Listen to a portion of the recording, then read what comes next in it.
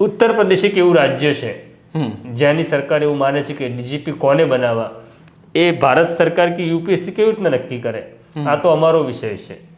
તો શું જોગવાઈ છે? તો એવી જોગવાઈ છે કે તમારે ઇન્ચાર્જ ડીજીપી કોઈને પણ બનાવી શકાય.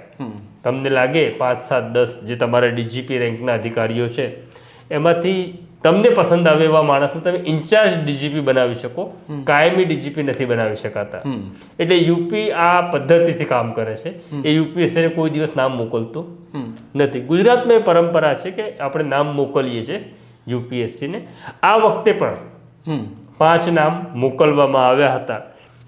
હવે જે સૌથી વધુ મજબૂત દાવેદાર હતા ડીજીપી થવા માટે, એમાં સિનિયોરિટી પ્રમાણે તો KLN રાવ જેને અત્યારે ઇન્ચાર્જ ડીજીપી 31મી સાંજે બનાવવામાં આવ્યા, પણ સૌથી મજબૂત એમના પછી કોઈ દાવેદાર હતા તો અમદાવાદના police commissioner GS Malik, Gyanendrasinh Malik.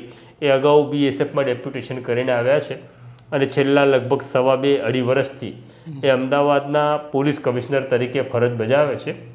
એ બહુ મજબૂત દાવેદાર એટલા માટે માનવામાં આવતા હતા કારણ કે એમનો નાતો સીધો જ